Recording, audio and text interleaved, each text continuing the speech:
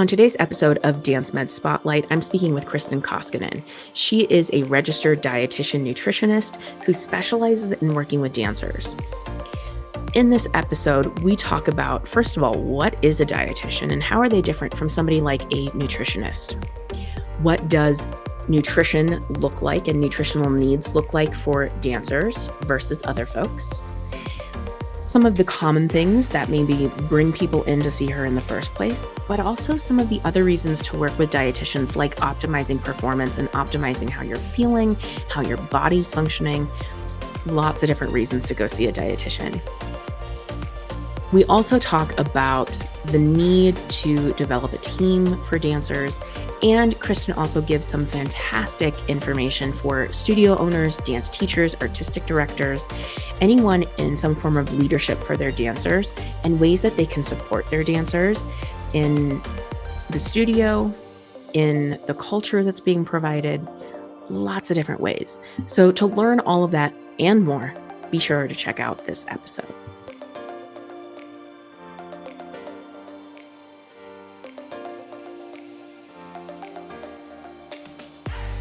Welcome to another episode of Dance Med Spotlight, where we talk about all things dance medicine and dance science. Today, my guest is Kristin Koskinen.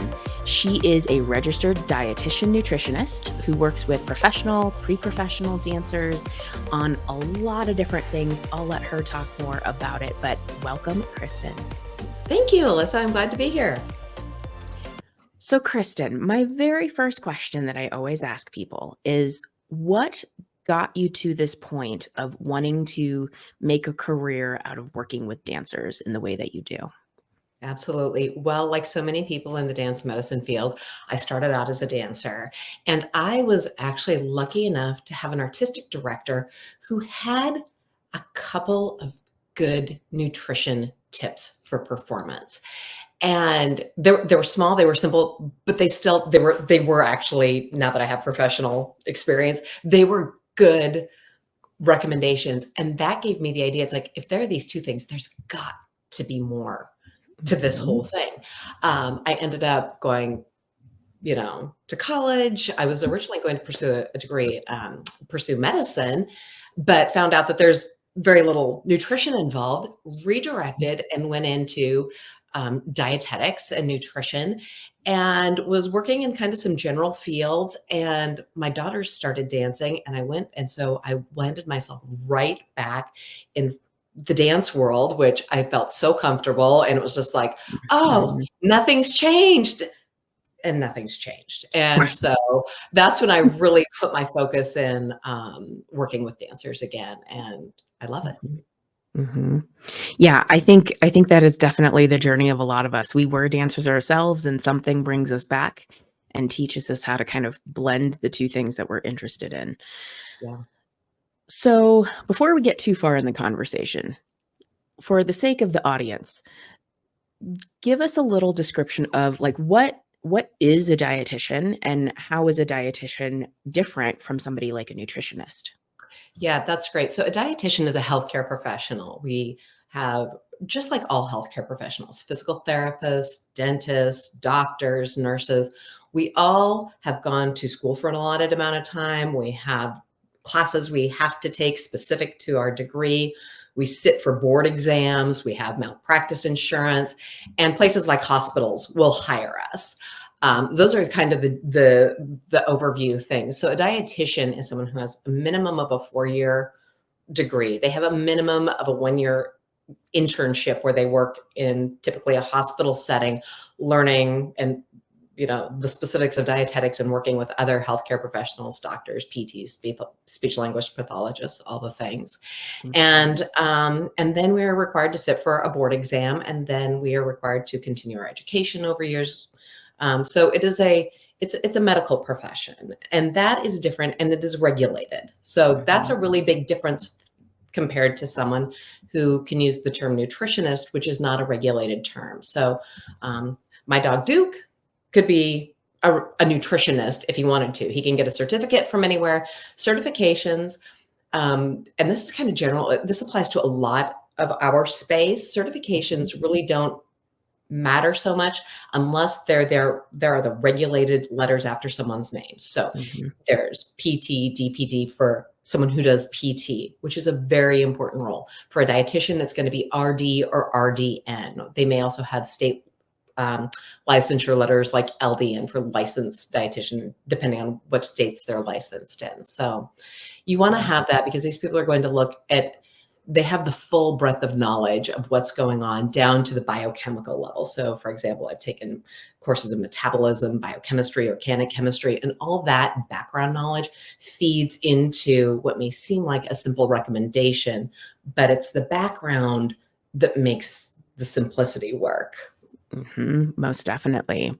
I know, having worked a lot in hospital settings earlier in my career, one of the things I did a lot of was actually wound care with patients. Oh, And so yeah. worked a lot with our dietitians to make sure that that individual in front of us, with whatever process was going on in their body and what healing was needing to happen, they were making sure that we were getting adequate nutrient supplementation and getting the right kinds of foods. And, what if they can't chew something that of a certain texture? How do we modify and still make sure that it's working for them? And I mean, it was so interesting getting to work with them in that setting and with patients who so desperately needed all the help they could get.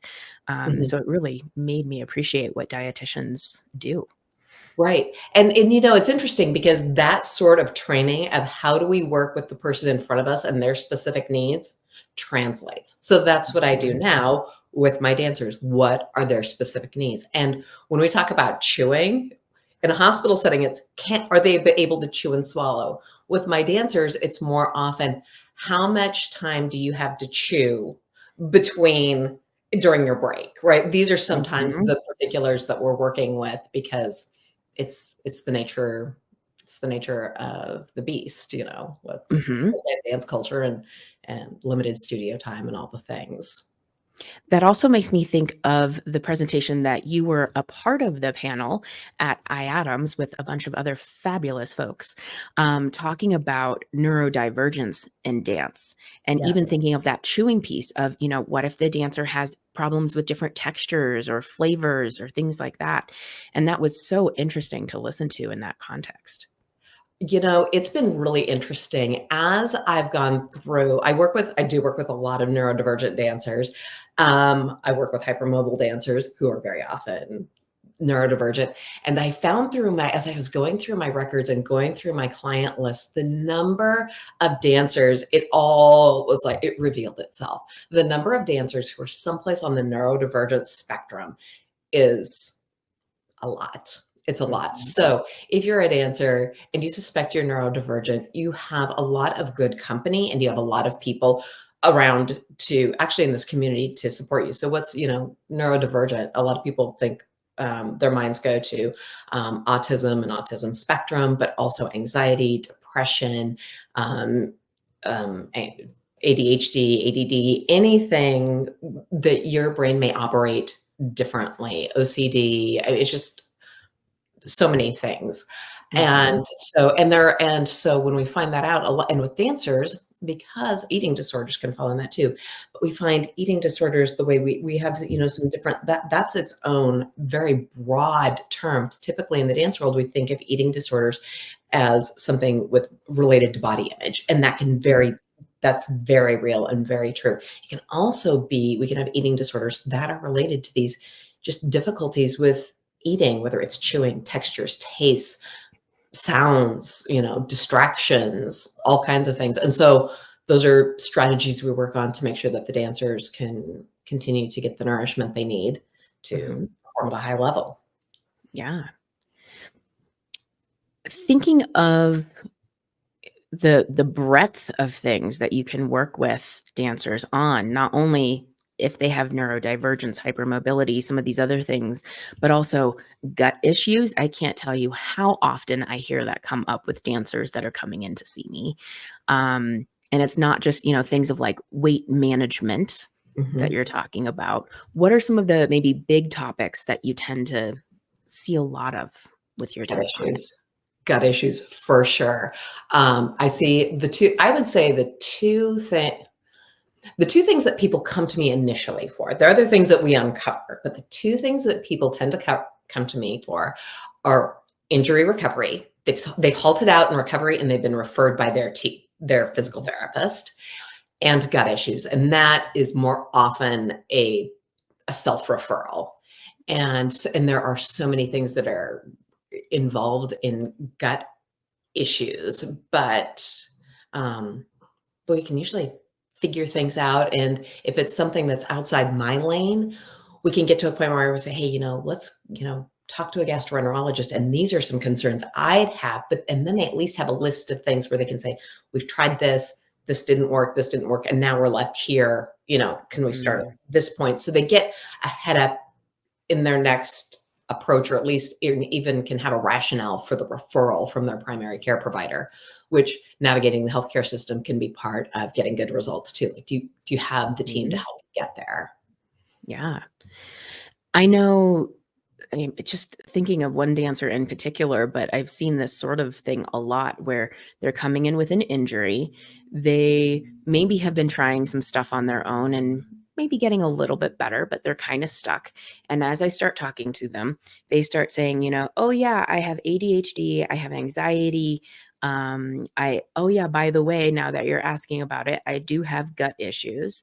Oh yeah, and I don't like eating certain foods, and these are weird, and it just becomes this laundry list of things as we start digging deeper. And one of the things I always tell them when I start hearing all of this is we need to get you in with somebody who's a dietitian who can sort through all of this, because I know I had a history of gut issues for many years. And once I was able to have that like breakthrough, get over a lot of that stuff because of working with somebody, man, I felt so much better afterwards. Right. Yeah. And so many people, they become accustomed to it that they think it's their normal. So that Mhm. until they get like with an intake process with a professional where they start to reveal some things like, oh yeah, I do have issues with that. Or if it's a minor and their parents are like, well, you do, constipation is a problem. Yeah, you do. And they start to go through or a blanket of IBS. And that's just like, well, I just Mhm. have it. And we just chuck it up to that's something I deal. Well, no, you don't. You actually, we can figure this out. Yeah. And it is so true. And so we figure out one of the important things, and they're all interconnected. So if you cannot digest and absorb your food, you are set up to have chronic injury, delayed recovery, whether that's just recovery from training or recovery from injury, as well as things like mood disorders, because your body requires specific nutrients to build neurotransmitters. And if it doesn't have them, if it can't get them or make them, because at the beginning of the chain, it can't digest or absorb them because that part of the process is not working optimally, Mhm. then everything downstream, which can include mood, tanks out. It's interesting during COVID. So I really thought that during lockdown, pandemic, COVID, whatever you want to call it, I Mhm. thought things are going to really slow down for me because dancers are going to be hanging out. And it was the opposite. Number one, dancers had time. That is something that is a resource dancers do not have in ever. Yes. Right? They don't have an off season. There's always something. And they had time. And so for some of them, they came because they had underlying concerns about how they were eating. It's like, now I've got the time to talk about nutrition. Like I can Mhm. get it figured out before I get back to the studio. And for a lot of those dancers, the number two thing on my intake, mood disorders are, anxiety, depression, and Mhm. anxiety came up 80% of the time. And so Yeah. and we know anxiety was heightened during that period of time. So, but what we could do from my lane with regard to food issues, nutrition, how, were you missing key nutrients that can drive these things, sleep, everything we could Mhm. attack from that lane, we did. And a lot of people had great improvement. And, did some still go and see, therapists, counselors, mental health support? Sure. Did it work in concert? Absolutely. And Mhm. yeah, it was something that surprised me at the time. And looking back, it made a lot of sense with regard to, how many how many of my dancers, and I would say solid 80% come anxiety, depression, both. That sounds about right. Yeah. Yeah. I think it's And I it's know conservative. I feel very Mhm. comfortable throwing that number out. Yeah, for sure. Yeah. And I know one of the things, like, until I went through some of the gut health stuff myself, I didn't think about being connected to it as well, was also just immune system and immune response. Like, I felt like I was getting a cold every month. And then once we started getting things even under the slightest bit of control, I didn't get another cold for an entire year. And it was like, oh, okay, I didn't know this was connected. And Yeah. so, even those kids that seem to be having something going on all the time, seem to have a really sensitive immune system, that can also be a little tell by the body of, maybe something's out of balance here. Yeah, absolutely. Yeah, for sure. I think immunity's it's kind of like we can look at certain things and get an overall idea of where's your health status at. A lot of times skin, Mhm. mucous tissues, things with fast turnover. Your immunity, it responds. It's a fast. It has a lot of quick responses, and we can, whether it's the the gut. I mean, there's so many points of immunity that, yeah, your nutrition impacts it a lot. Mhm. Mhm. Thinking about another part that we kind of mentioned at some point, but what about nutrition for performance for dancers? And maybe how might that look versus somebody else, a Right. non-dancer?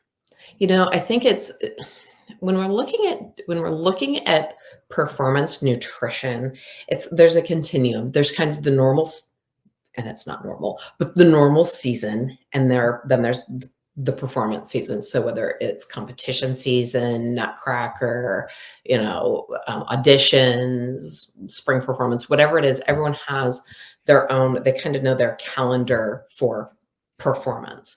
So Mhm. when we pull back the lens, the number one thing, that's something we do as healthcare performances. When do we need to pull back the lens and get the big scope? And when do we need to dial in and get into the nitty gritty? So the first thing we do is we pull back the lens, and we've got to make sure that the nutrition is adequate over the course of the season, right? Like the Yeah. year. Are you getting adequate amounts, and how do we do that? And sometimes we play bits of catch up on weekends. It's we create strategies.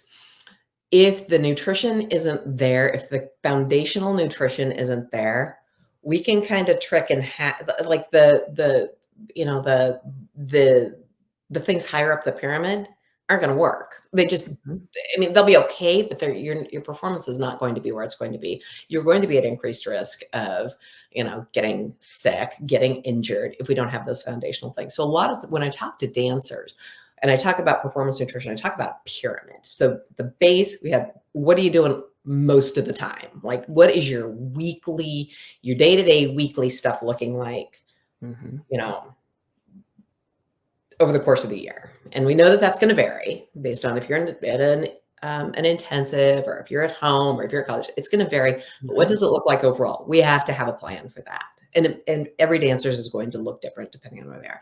Then we go up to things like the next level is performance. What do we do for, hydration and specifics for performance? And then the last layer is when we look at, do we need, are there supplements? Or is there testing? Is there maybe the gut things, the specific stuff there? So we get that baseline done, and then we move up to this next level of performance. And that's where things can be challenging for dancers. Sometimes they can, if we get the baseline, and the challenge is we sometimes deal with perfectionism, and it may not even be the dancer. It can be the people around them. It can be their support staff, whether it's um, teachers, coaches, artistic directors, and their belief sets, Mhm. parents and their belief sets. But what you have to understand is dancers are not the general population. What the food guide pyramid says, what your high school health teacher told you, what the government recommendations are, that's for a broad population that is not an artistic athlete who is training hard, who needs energy at specific times. And one of the one of the things we love and don't love about dance culture is tradition. Mhm. And for those, and I feel anyone with any kind of a ballet background, and it doesn't need to be much, but ballet is tradition.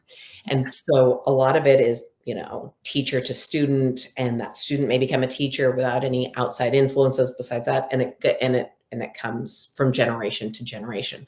So as part of that, the people at the front of the room, the top of the line, the older generation passes their beliefs on to the next generation. Mm-hmm. And they may or may not be accurate. This is where, if we circle back to the beginning, where I had an artistic director that actually had good, solid, it was good information. She told me two things and they were good information. And I continue to stick with them. And so we need to make sure that the dancer, that everyone involved knows that these are okay things, that they're just because you saw on social media, whatever the newest publication from the government even is, I'm sorry, they don't apply. They just don't apply. So when we're looking at performance, we have to be looking at the specifics of where you're at, what the limitations are, whether it's costuming, time, theater, lack of refrigeration, lack of heating. You can't get out of the auditorium, performance, convention center, or whatever.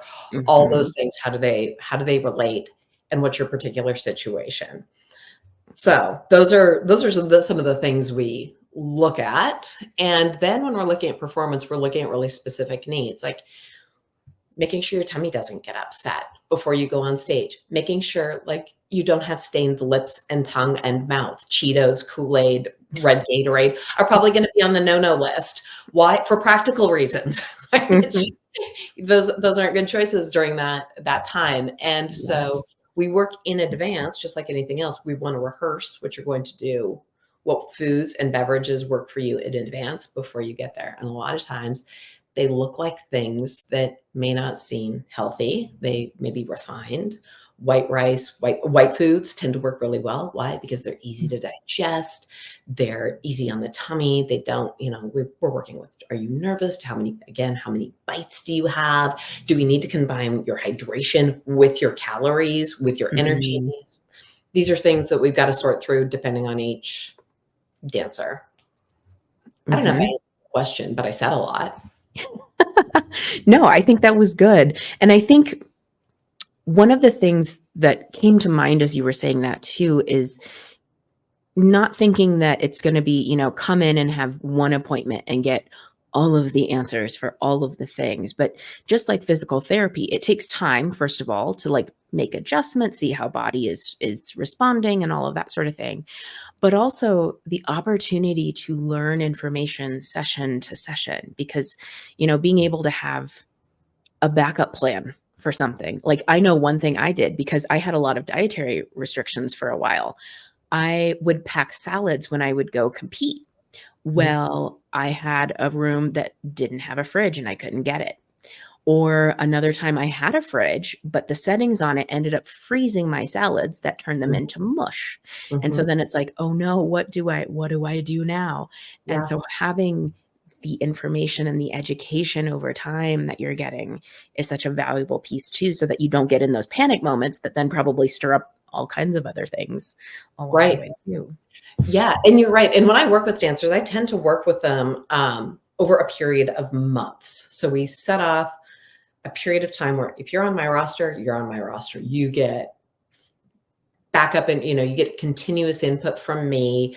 You're not just set from session to session. We'll communicate in between times. They get a lot of, it's really high touch, because what I find is when we get traction and we start on something, it's easy to derail or get distracted or have other things going on. But if we start and we try and we win, hey, that worked, or we try and we learn, and right away we come up with, let's try this instead, we can make great progress in a relatively short period of time. And exactly. So if we're looking at performance, I work with a lot of YAGP dancers.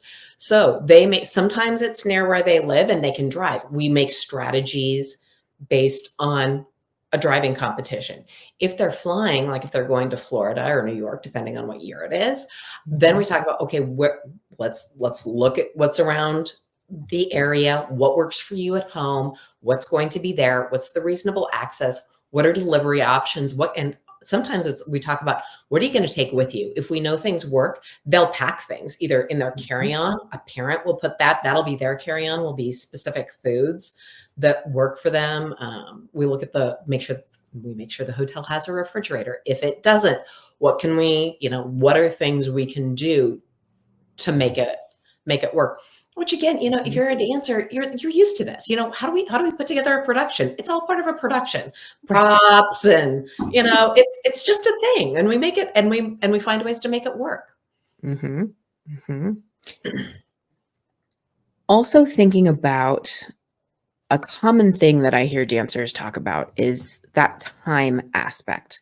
Even if they don't have any particular dietary restrictions or things they need to avoid or anything like that, sometimes it's, well, I have to eat something on my way from school to the studio in the car while my parents are driving, and something they were able to bring along. Or, some studios, they'll have schedules where their dancers are booked class to class to class to class to class, and there is no dinner break in there. There's nothing like that. And so they have a couple of bites that they can sneak in here or there. What are maybe some general tips or strategies that you would want to share with dancers in that kind of scenario? Right. So time is a commodity, right? And it's the one that a lot of dancers, nor their parents, if their parents are part of their support staff, have much of. So we've always got to be aware of that and keep things in mind. So there are things that we want to look at are, what's dance bag friendly? Okay. So we need things that don't need refrigeration, that you don't have to rely on a refrigerator being there. So what are things that are dance bag friendly, and when are we going to eat things? So sometimes we have to look at the big nutrition. We pull the lens back and we say, okay, and this helps to keep in mind the general nutrition things, and for the parents. And when I say parents, it's moms, it's dance moms. Yeah. 90+% of the time.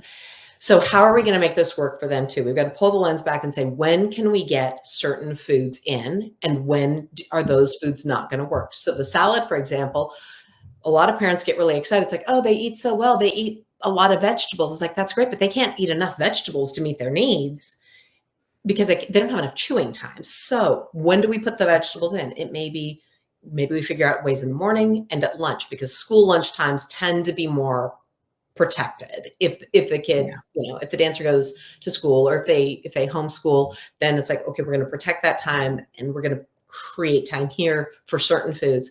As we get closer, and if you're in the car, what are foods? Then we're going to look at, okay, is it something where we're going to be going through a drive-through? Are parents going through a drive-through on the way there? We are not going to shame this.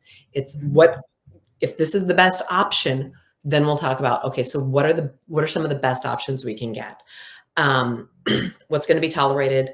What can they eat? What do they have time to chew? It's that having time to chew is really important, and it gets overlooked. So maybe it's an Egg McMuffin and an orange juice that you go through. Maybe it's something from Panera that it's like a wrap, and the dancer likes that. Or it's soup, because the soup is, you can eat a few, or even if it's a tomato bisque, you can drink it, right? Mm-hmm. So we want to look, depending on where you live, you're going to have different resources to different foods. Another thing is, what can you put in your dance bag that you can have? So is it, different protein bars, different energy bars? Do you have time? Does someone have time anytime during the week to maybe do things like make some muffins that have carrots, pumpkin, spinach? I don't know. You can get all kinds of things in that you could make and freeze and take with you over the course of the week. If there's even an hour of time that you could carve out to prep some things like that, that can be really helpful. Sometimes you need like balls, and it's a two bite ball. The reason I like muffins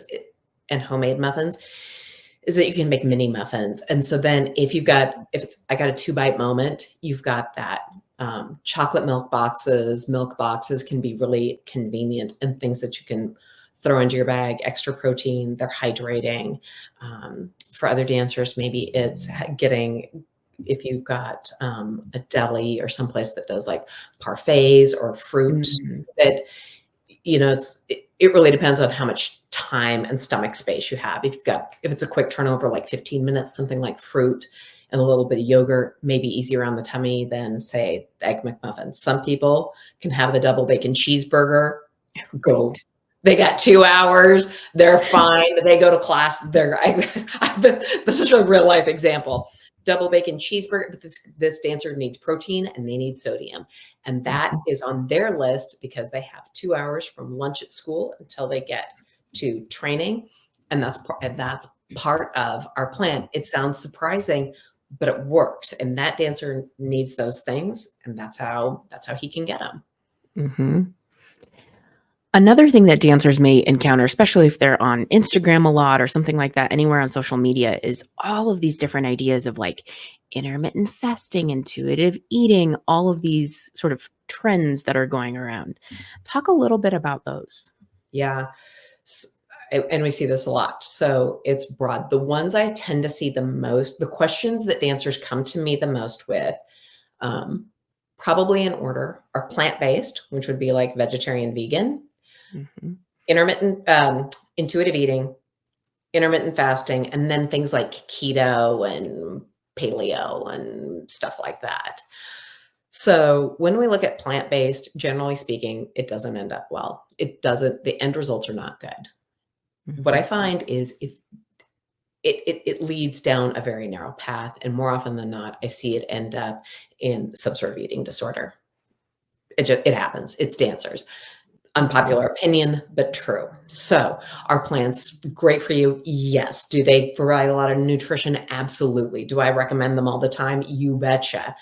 But when dancers start leaning on plants, what I will tell you is, one, they do not eat enough volume to meet their needs. We've just been talking about the number of bites you have. If you think you can get the amount of nutrition from plants when you're trying to count bites, or you've got limited time to prepare food, it's not going to happen. So you can get plant-based things that are heavily processed, not moving you in the right direction, but you may feel good about it. Uh, I also don't like it because what I find is a lot of dancers they do use it to basically mask an eating disorder to the people who Mm. are caregivers, because the caregivers, providers, whether it's their parents, directors, whoever, oh, they eat so healthy. They're the healthy eater. They eat all these vegetables. Well, maybe not. So this is where we've got to have some skilled assessment there. Mhm. Intuitive eating is a tricky one. So it really is. What we do know is it's a tool. It's not always appropriately applied. Um, with high level dancers, it may not be enough, and we don't really have research in sports dance medicine. Dance nutrition falls under sports medicine. Intuitive eating may not cut it. It just may not. So you may need to eat when you're not hungry. We may say these are some things that are going to augment your diet. And it's like, but I don't feel like it. I understand. We'll find what we can that comes closest, but sometimes we've got to do things that intuitive eating may not serve the dancer well enough, especially Mhm. if there are any underlying medical conditions. Is intuitive eating a great philosophy? Yes. Does it work for a lot of people? Yes. Generally speaking, I'd say I'm probably an intuitive eater. Does it work? But is it something that we can say works for all dancers? No. Mhm. Then intermittent fasting, that is just a hard no. That you can't do that. You do not have time. In order to do time restricted eating, it means you have enough time and enough bites. It's a great idea. Intermittent fasting or time restricted eating can be a fine tool for people who are at risk for metabolic disease. So if you are not very active, if you are near middle age, Mhm. specifically a middle-aged male, then it's probably going to work for you. Middle-aged women too. If you're concerned about um, diabetes, high blood pressure, metabolic disease, it can be a tool. This is not what I see in my dancers. And if you're diabetic and a dancer, do not do this. It is a really bad idea. Mhm. Not the right strategy. It's a tool, but not your tool. Thinking about the intuitive eating thing too, just, thinking of my own experience, one of the things I found is particularly if I am, say, like at a competition weekend or something like that, I know I only have very specific windows of time where I do have a chance to eat something. And if I don't happen to be hungry, but I know it's going to be hours before I really have a chance to sit and have a meal again, I've gotten in that mode of I just need to eat something because I know I'm going to need that fuel. I know I'm going to be dancing a lot and I'm not going to make it until, 4 hours from now before I can go and sit down at the hotel restaurant and get a meal there. And that Exactly. was something I definitely needed to adjust for myself. Exactly. That hydration, eating, protein. It is so hard for me to get dancers to protein is the hardest thing for dancers. They really that is the number one food group macro, we can call it all kinds of things, that dancers struggle with, whether they know it or not. So when we start looking at intuitive eating, protein can be hard. I mean, and it can be unappealing. And if you're not hungry, it can be really unappealing. And then, so these are things when we start to work through, that's okay. We may say, that's okay. We understand what your appetite is. How can we work with it and still bring protein in? Or when are we strategically going to get it, knowing this is the schedule, so that we find something that's appealing even when you don't necessarily have an appetite. So these are things that you'll perform better. And success drives success is a motivator. When you find out like, hey, I didn't really feel like it, but I did it anyway. And then wow, but my performance was so much stronger, or I was able to get through class, or if you're at a competition that does include like like honors classes or whatever, Mhm. that you felt like you were at the top of your game and you weren't starting to slide because, oh, well, it was in the morning and I just don't like breakfast, or, oh, I changed time zones to get to my competition and I didn't have a strategy. So I just went in because, I was too tired to get up and eat. These, these are things we work on and we plan for well before you get there. You know in advance if you're going, like, what your competition schedule is. Mhm. You, and so we work those things back. How's it going to work when you change time zones? What's it going to look like if you have an 8 or 9 o'clock class? What are you going to do? And you want to showcase yourself. Will you showcase yourself at your best, or are you just showing up? Mhm. And we want you to showcase. Yeah. And it does make such a difference. Like I know, so I currently compete in swing dancing. Yeah. And so it's predominantly an adult population, very wide variety of ages and whatnot. But, I have some friends who they live off of cup of noodles the entire weekend. And, yes, they also are doing things where they're not getting enough sleep, but they are just like dying at multiple points of the day because they're not drinking enough water, they're only eating cup of noodles, and they're not getting enough sleep, and they're dancing a ton, and, all of these different things. Yeah. And I just always, I always look at them and it's like, "Man, c aren't there some things that you could do to kind of help yourself out here a little bit more?" It's just interesting seeing so much of that around me with the adults as well. Right. Right. And the adult population, if you didn't we really carry a lot into adulthood, what we had when we lived in our homes as when we're growing up. And so Mhm.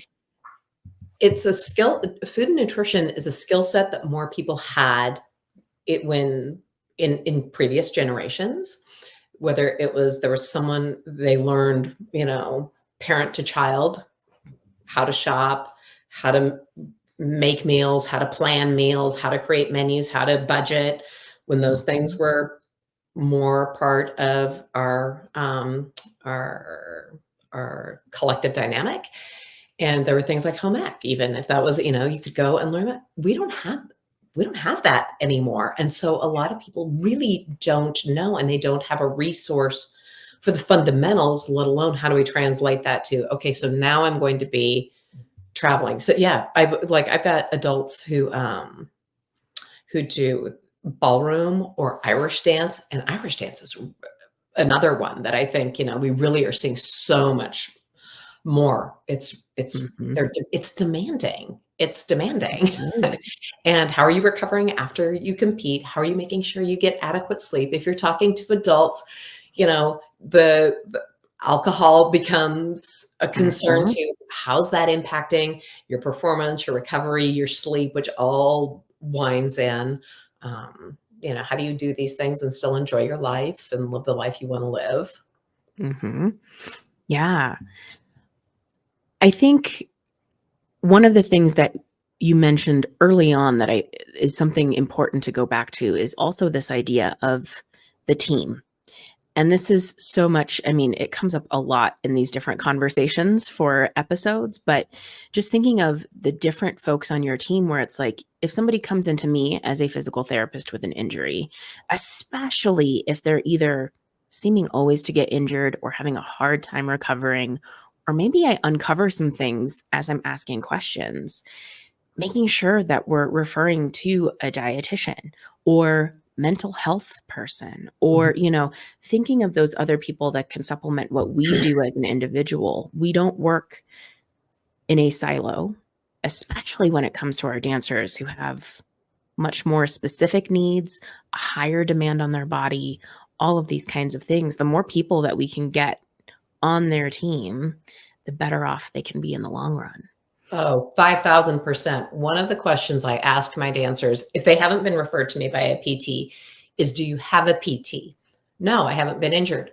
Then you're behind the ball because getting a PT in advance so you can prehab, get someone before there's a problem. They're going to know you. They're going to know your body. If it's a dance PT and you want a dance PT, they're going to speak your language. They're going to have you run things and find weaknesses that you can correct before there's a problem. Same thing with the dietitian. Meet with them before there's a problem. And then we have people, if I see things or I know, for example, if someone comes to me with physique goals and it's real in the dance world, then I can say, hey, we can get this far, but quite frankly, strength training is where you need to be. And that can be really hard for dancers to until they do it until they do it and get it. And they're like, oh my gosh, everything changed with strength training. That's your next step. But we have, Mhm. you and I both know dance specific strength trainers. They get it. They understand the concerns. No, you're not going to go in and strength train 3 times a week and come out looking like Arnold Schwarzenegger or a gym bro. Those people that they dedicate a lot of time and energy to that. You're not going to be there. Don't worry about it. Yeah. It's going to be fine. But you will be stronger. You will meet some of those physique goals you're looking like what you want, what you think is going to get there. It hasn't gotten there either until now. It's not going to get you there continuing to run down that path. Yeah, Yeah. mental health. I've got people, I have mental health professionals that I refer to. I have PTs that I refer to. I have dance orthopods, people aren't going to say, well, just quit dancing, that they come through. Mhm. And if you can have that team and if you can establish it early on so that if and when there is a problem, and we know you're going to be injured if you're a dancer, I don't know, what's the statistic for every 10,000 hours or something? Do you know what? Yeah, I mean, there's several different statistics. I know there's one where it was like for a professional ballet company, they saw an average of like 4.7 injuries per 1,000 hours danced. Okay, that's the one I'm thinking of. Yeah. Mhm. Yeah. So, yeah, get yourself shored up, and then have your closer circle, whether it's and parents are part of the support team for a very long time for Oh, dancers. yeah. They are, embrace that. Parents, teachers, coaches, and then continue to build out. Mhm. Is there any piece of information that you would want to share with, like, studio owners, artistic directors, dance teachers, somebody in that realm, something that you wish that they would encourage or incorporate for their dancers? Yes, absolutely. Number one is normalize seeking outside help. Dance, if studios, artistic director, your job is to be a business person or run a studio or run a company or choreograph um, with lights, costumes, all that. You've got a full-time job, pedagogy. That is your job. Everything else, but you need to be aware of the reality that your dancers need these services. And if they get them in advance, all the better. So normalizing seeking outside help at any time before you need it. Before you need it, you need it. And you never need to be too bad to get it. So what I recommend to studio owners, teachers, all the people is number one, it's not hard to find dance medicine professionals. IADAM's International Association of Dance Medicine and Science is a phenomenal place to find people who are at the height of this game, right? This is where we live. And you can find professionals there. You can get professionals to come into your studio, to Zoom in at very low cost, to be a point of resource for your dancers. That's the first thing. Normalizing it is putting a face to a thing, whether it's PT, strength training, nutrition, mental health, whatever. Put a face to it, normalize it. Now these people have someone, now your dancers and their parents, including the parents, again, include the parents. The parents are the people who drive these things. They will see a need, they pay for it, That makes a difference. They will see the need for their child because they have the dancer's best interest at heart. It's their child, even if they're 20, right? It doesn't end. Bringing those people into your studio in any capacity. So if you can get one-on-one, awesome. If you can Zoom in, that's fine too. I Zoom into universities, companies, studios all the time. That puts a face to things. Then your dancers can normalize and they can ask some questions. Great. Then they know who to follow on social media. And sometimes it's the messages, that's the people who slide into my messages and they have a question and we can at least direct them to a good place for them to be. All of this at no charge, right? Or a small, hey, I'm going to talk to your people for half an hour. The next thing I recommend is have a sheet of paper in all the bathroom stalls with professionals and contact, whether it's phone number, social media handle, website. Then dancers can get that privately if for some reason they want to make contact, but they don't want to make a deal out of it. Then they have the information and they can do that. Have policies and procedures. If you have concerns, have policies and procedures in your manual that every employee in the studio is aware of. Parents are aware of, dancers are aware of. When you sign up and sign your contracts at the beginning of the year, this is our policy and procedures manual. Here it is online. Here's the PDF. Read through it and sign it. And so that if someone sees, we have concern about recurring injuries, we have concern there may be an eating disorder, this is how we're going to handle it. You've already signed up. We start here, we go here, we go here. Talk to someone in human resources, an attorney, someone to set that up for you. And then you have it for a very, very long time. It's an initial investment and it keeps your dancers healthy. I love that idea of both having a list of resources someplace like the bathroom, because I've heard that too from PTs where there was an example from one of the professors that I work with where they wanted to start offering information about domestic abuse resources. And first they kept them at the front desk and none of them ever went anywhere. But then they started putting them in the bathroom and they couldn't keep them in stock because so many were being taken. And so, yeah, if there's anything where it's sort of more sensitive, private information, bathrooms are a fantastic place to put that. And I love the idea of the contract too, of saying, that this is what we have in place. And I think as more of this is becoming commonplace, having access to people who are dance specialists, normalizing use of mental health, nutrition, all of these different elements. When parents are starting to look at studios, or when new professionals or professionals are looking at companies that they want to work with, they do their homework and they see that a company or a studio is promoting some of these ideas and another one maybe isn't. It can maybe help them make some decisions too of where they want to put themselves, somewhere where it seems like they will have that support. Absolutely. I'm because I'm a dance parent, I have been involved in like Facebook groups with other dance parents and the concerns that come up. And a lot of these things in that realm, I'm a parent, but a lot of the concerns are, what happens if there's someone that we think there may be disordered eating going on? What do we do? Well, if we have this plan in place, it would be, that question would be taken care of. There's so many things. And if we treat dance medicine, not as in just repair, but optimize, there's so many things you can do as a physical therapist where you can optimize and prevent Oh, as yeah. well as repair. And when we shift our mindset to how can we optimize? It's kind of that idea of, are we showcasing or showing up? Dancers don't want to be the injured dancer. Like, no one wants to be that dancer, which is part of why I put it in the bathroom. No one wants to be the trouble dancer. Oh, well, ooh, why are they going to the dietitian? Do they have an eating disorder? Well, then they're, are they a problem? Do they, Mhm. what's their problem? What if it's, I want to get ahead of things and be on the top of my game? This is the difference between sport and dance. Sports they use nutrition to excel and to win. They're not looking at it as, well, how do we save somebody, the dying swan? It's Mhm. how do we excel? And that's, athletes come to me when they want to go next level. When dancers want to go next level, professional dancers come to me when they want to go next level. Mhm. Pre-professional dancers get referred to me because they're working, they tend to be working with this 30 and more year old system of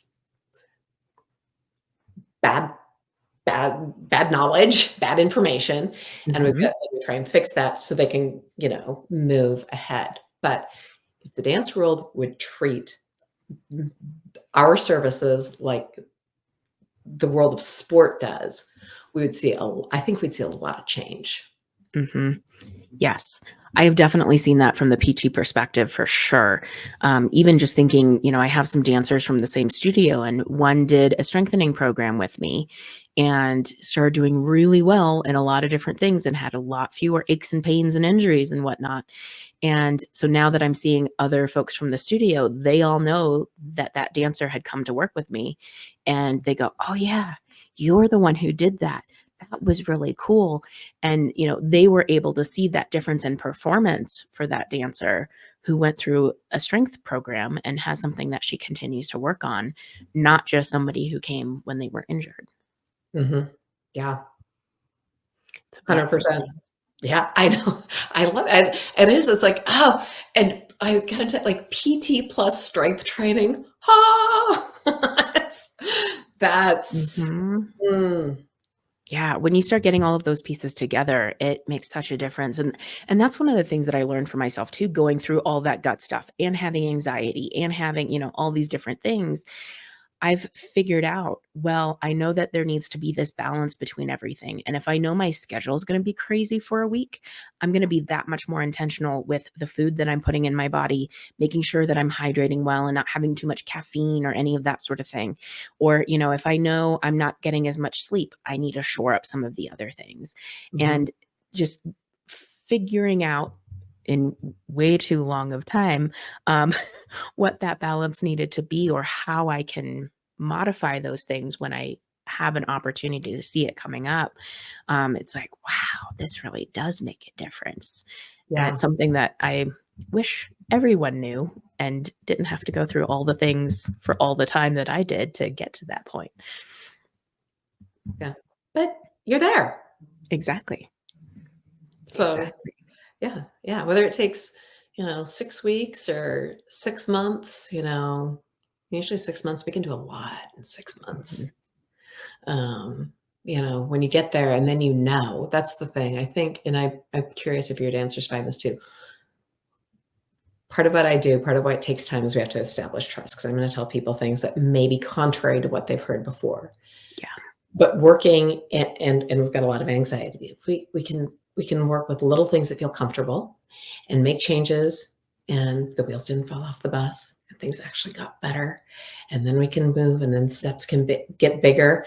And by the time we get to a 4 or 6 month part, it's like, fly away, butterfly, go do your Mhm. thing. Let me know when something new comes up, and we'll touch Mhm. base, or, you know, I'll follow you on social media and see all your awesomeness. Exactly. And I think that hints to another important piece to this too is, we're talking about this team, we're talking about working with all these different people.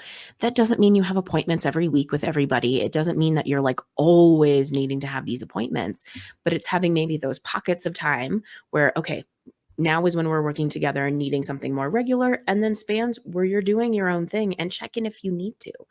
Yeah. But you at least know who to go to if something comes up.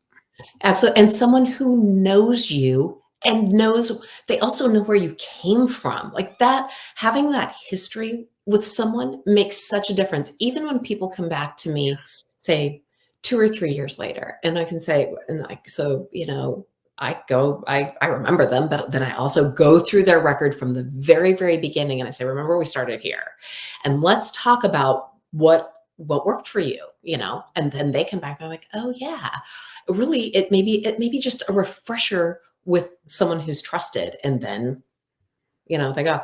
I think, something interesting. It can be, the idea, it can be really intimidating. We get back to that idea Mhm. of time and it being such a limited resource for dancers and parents if they're doing the hauling back and forth, if that's necessary. The time resource is very real. And so sometimes, I have found that the idea of committing to like 3, 4, 6 months feels intimidating to dancers. And so recognizing that and meeting people where they are. Occasionally I've said, we'll do a one-off. Like, here's like an evaluation. Here's where you are right now. Here's where I think you, here's some things to address. Here's some things I think you could hit. And over a period of time, I'd say start here. This would be the starting point, which I think is for dance professionals. I think this is one of the little bit of magic we bring. It's, where do you start? What do you do? So if someone comes in with a knee injury, oh, my knee hurts, you may say, no, that's IT band, or that's way up here. That's a gluteal issue. That's not a knee issue. But you know where to start. What's the source? Where do we start? And I think that's my superpower too, is people come and they think it's one thing, and I can see that. And maybe psychologically we do want to start there, but maybe we really want to start over here. And how would this feel? And give it a try. And so, I think that can be helpful too, to take some of the pressure off, but nothing beats having someone who's in your corner for, I got you, you're on my roster, and we're gonna touch base and hit this just like if you were in class and someone comes by and, knows your tendu and says, do this, do this, run through it. And then, at the end of the month, look, you're doing it. Let's look at your foot. Look at how this is, and look at how your tendu is translating to your center work and your dégagé and your, petit allegro and everything else. That started with your tendu, right? And now here your plie. I don't know. Everything comes from tendu and plie. But and Yes. and to see how those things translate, and now where can you grow from it? You did great. You've nailed it. Now let's go next level. Mhm. I love that. I think now is a great opportunity for a special segment on the show.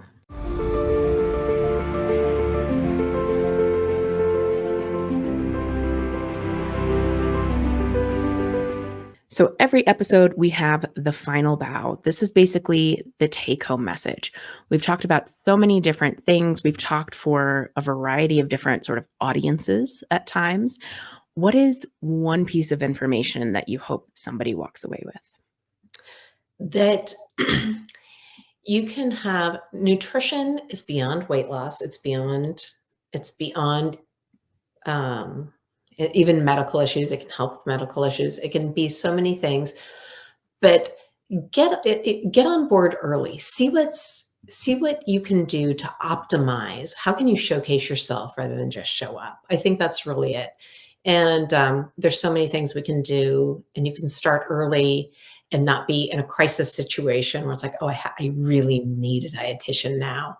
Where we can kind of tease these things out early on before they're ever a problem and move you ahead, prevent problems, improve your recovery, improve your performance in class, improve your training, improve your competition. Because we got in there and we had a pretty level playing field to begin with. Wonderful. Last and certainly not least, we have the shameless plug. So, your opportunity to promote anything that you have going on, any organization that you want to promote, this is your time to promote away. Sure. Well, for the most part, my social media is Instagram, which is Kristin_Koskinen_RDM. That's where I tend to show up the most and maybe point things that are coming out. In 2024, I will be doing more of these. I will be creating more opportunities for one-offs with dancers, as opposed to just the programs that I've done in the past. So that will be something. Information there will be social media pretty much, as well as my website, www.eatwellpros.com. Fantastic. I'll make sure all of those things are linked and make it even easier for people to come and find you. Thank you so much for your time today. It was wonderful getting to chat. And have a great rest of the day. I will. Thank you. You too. Dance Med Spotlight is hosted and produced by Alyssa Arms. We discuss all things dance medicine. This has been another episode from Dance Med Spotlight. The Dance Med Spotlight is intended for educational purposes only. No clinical decision-making should be based solely on one source. While care is taken to ensure accuracy, factual errors can be present.